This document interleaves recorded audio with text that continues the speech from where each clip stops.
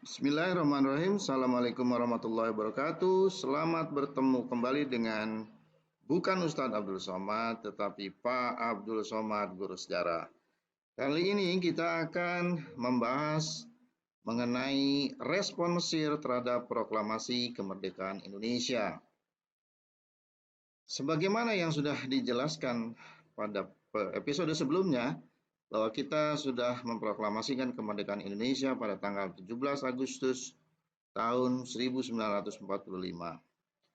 Pertanyaannya adalah bagaimana respon dunia internasional terhadap proklamasi kemerdekaan Indonesia sebagaimana disyaratkan ya dalam perjanjian internasional bahwa perlu ada pengakuan kedaulatan untuk menjadikan Indonesia sebagai negara yang merdeka dan berdaulat. Nah, kali ini kita akan membahas sebuah negara di Timur Tengah yang kita dengar adalah negara yang pertama mengakui kemerdekaan Indonesia. Apakah demikian? Bagaimana sesungguhnya tanggapan atau sambutan negara Mesir dan umumnya negara-negara Arab atau negara Timur Tengah atau dunia Islam terhadap proklamasi kemerdekaan Indonesia? Apakah mereka mendukung atau mengakui sepenuhnya kemerdekaan Indonesia? Seperti apa bentuk dukungan atau pengakuan kemerdekaan yang diberikan negara tersebut? Nah, semua pertanyaan di atas akan dibahas dalam materi ini. Bisa kalian lihat di sini posisi Mesir di dalam peta dunia, ya. Sebelah kiri atas ini ada peta dunia yang berwarna hijau, ini adalah negara Mesir. Kemudian yang ini berwarna abu-abu adalah negara Indonesia. Memang relatif jauh ya.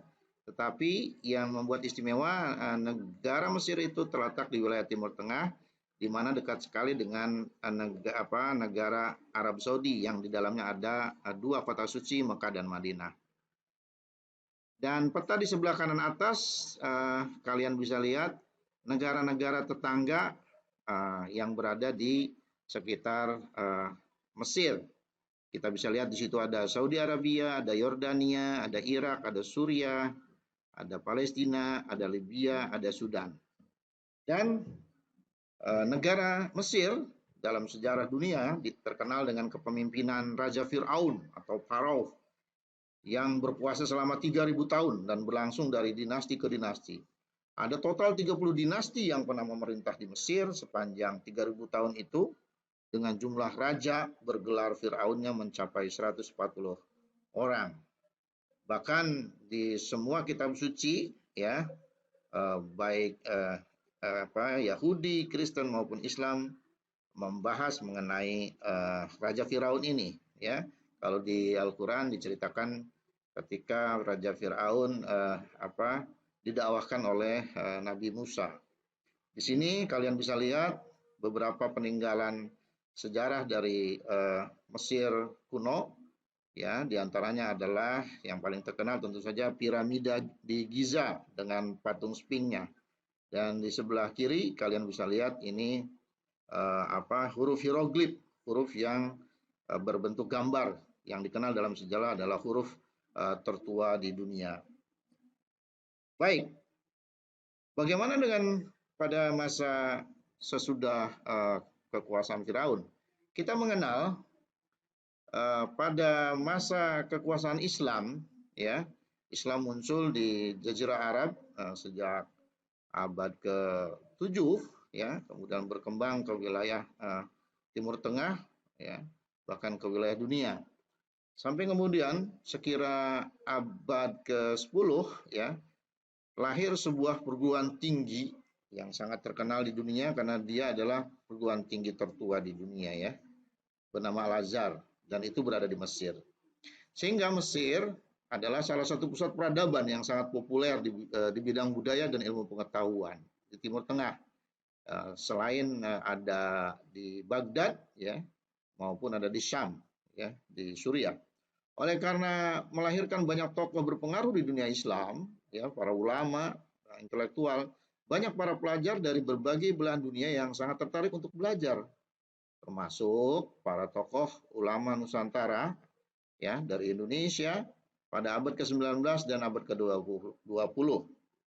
Setelah mereka belajar ke Mekah ya dan Madinah, dua kota suci, mereka ada beberapa yang datang dan belajar ke Universitas Al-Azhar di Kairo, Mesir.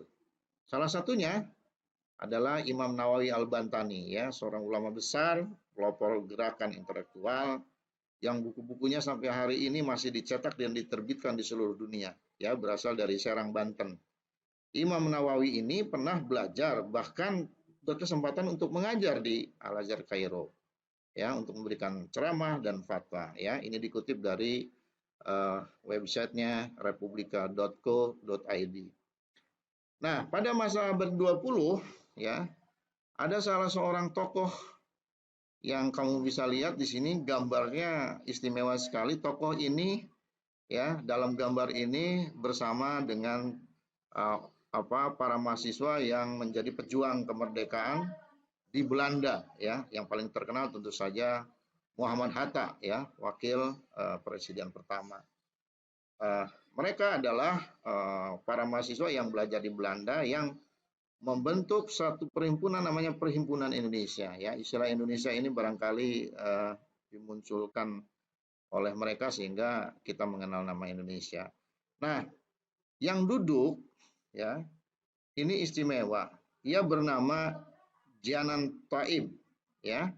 Jadi Janan Thaib ini adalah salah satu alumni Al-Azhar ya, yang lulus dengan sangat istimewa tahun 1924. Saat ia menjadi mahasiswa, ia memimpin satu perhimpunan pelajar Jawi ya, Al-Azhar untuk kebaikan. Ya, waktu itu nama Jawi atau Jawa itu meliputi seluruh wilayah Asia Tenggara, termasuk Indonesia, Malaya, Siam, dan Filipina.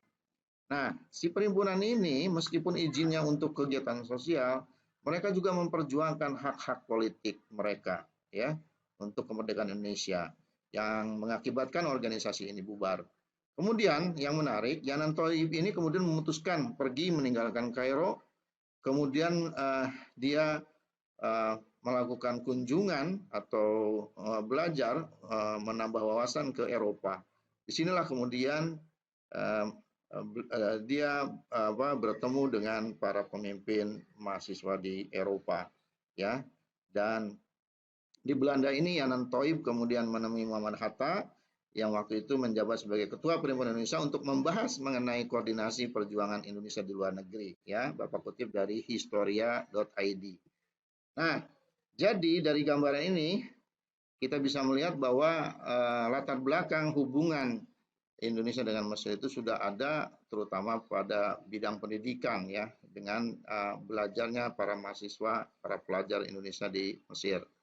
Bagaimana dengan data dan fakta? Nah, ini data fakta yang kalian harus ketahui bahwa Mesir secara de facto mengakui kemerdekaan Indonesia pada 22 Maret 1946 dan de jure pada tanggal 10 Juni 1947 dengan menunjuk Haji Muhammad Rashidi sebagai kuasa usaha RI ya, serta membuka kedutaan besar di Kairo. Jadi bisa dikatakan HM Rashidi ini adalah duta besar pertama Indonesia di luar negeri, dalam hal ini di Mesir.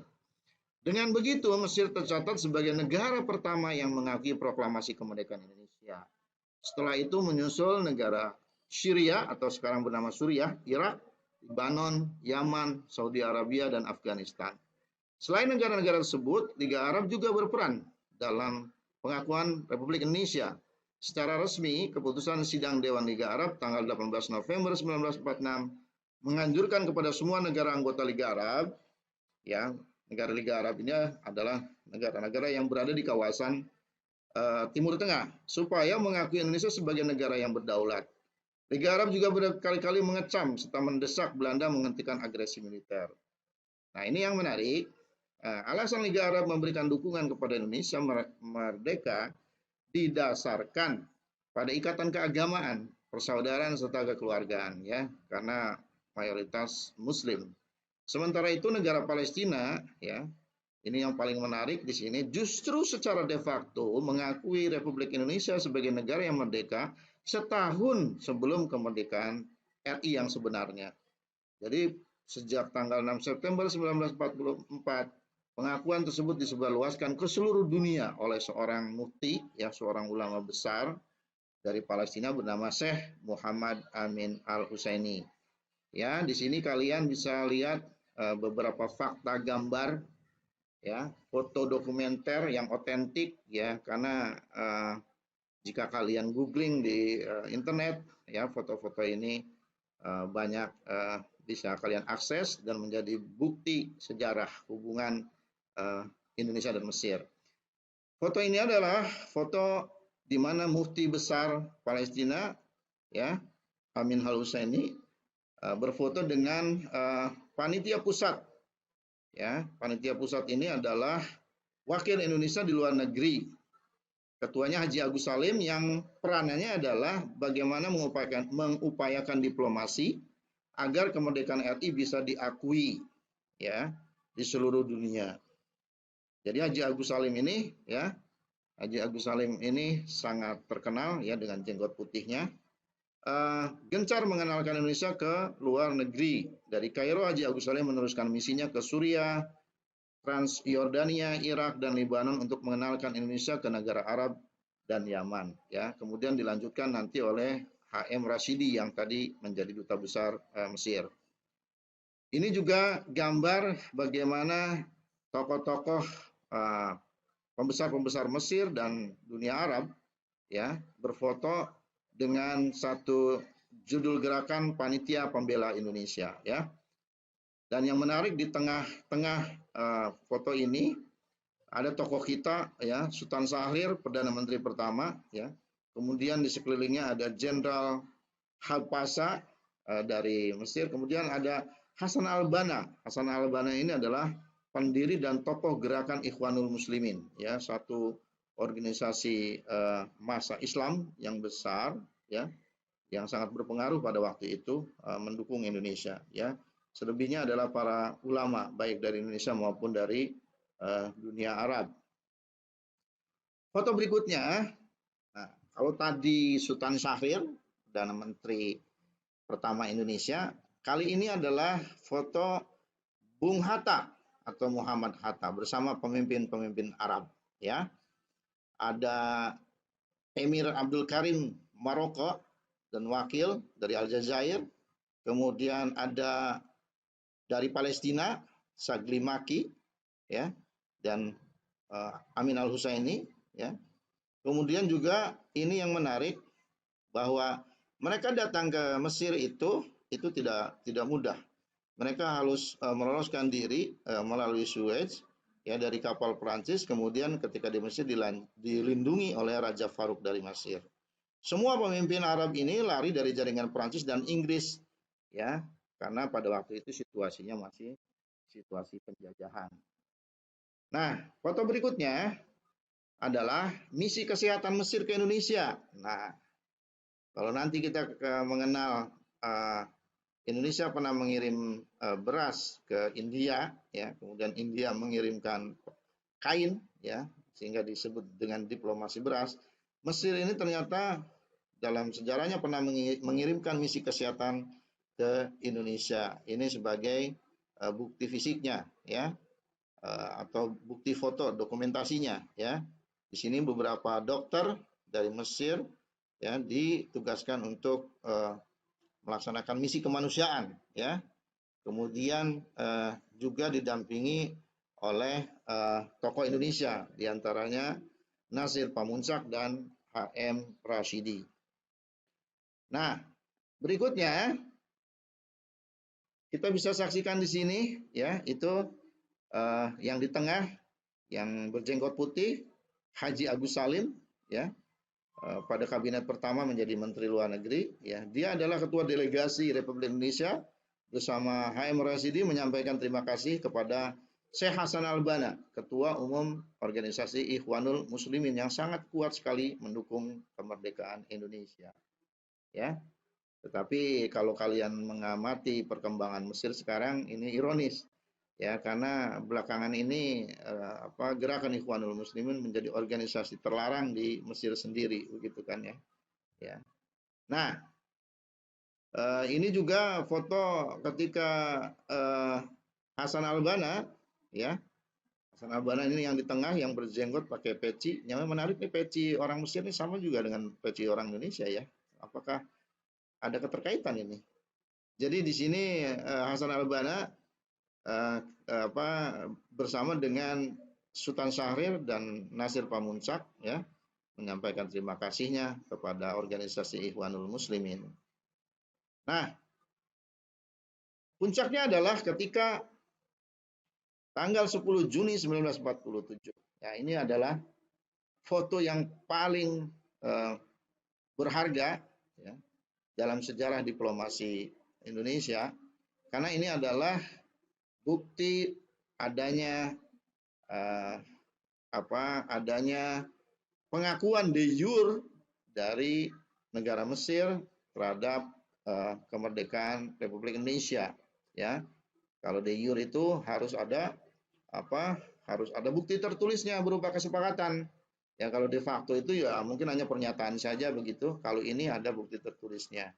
Pada tanggal 10 Juni 1947, Haji Agus Salim, Ketua Delegasi Republik Indonesia, dan Perdana Menteri sekaligus Menteri Luar Negeri Mesir bernama Mahmud Fahmi al-Nukrashi Pasha menandatangani perjanjian persahabatan, hubungan diplomatik dan konsuler serta peniagaan antara Republik Indonesia dan Kerajaan Mesir.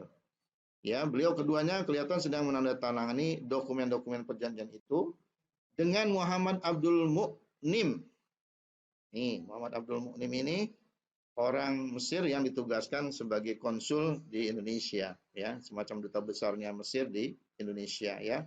Nanti Muhammad Abdul Mu'nim ini datang ke Yogyakarta, ya. Pada saat itu pemerintahan Republik Indonesia sedang di Yogyakarta karena ada agresi militer dari Belanda, ya.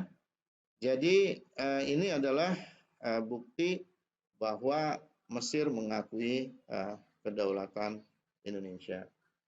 Saya kira itu, dan kesimpulannya Bapak kutip dari websitenya Kementerian Luar Negeri ya, kemlu.go.id. Jadi ini situs resmi dari pemerintah karena domainnya go.id. Arti go itu artinya government, ID itu artinya Indonesia. kemlu.go.id artinya Kementerian Luar Negeri Government Indonesia. Kesimpulannya, Mesir merupakan negara Arab pertama yang mengakui kemerdekaan Indonesia pada tahun 1946. Kedua negara membuka hubungan diplomatik yang ditandai dengan penandatangan The Treaty of Friendship and Cordiality pada tanggal 10 Juni 1947 yang kemudian dilanjutkan dengan pembukaan perwakilan Republik Indonesia di Kairo pada tahun 1949. Demikianlah anak-anak penjelasan bagaimana respon Mesir terhadap kemerdekaan Indonesia. Mudah-mudahan ada manfaatnya dan nanti kita bersambung melanjutkan respon negara-negara yang lainnya. Terima kasih atas perhatiannya. Wabillahi taufiq wal hidayah. Wassalamualaikum warahmatullahi wabarakatuh. Selamat berjumpa kembali.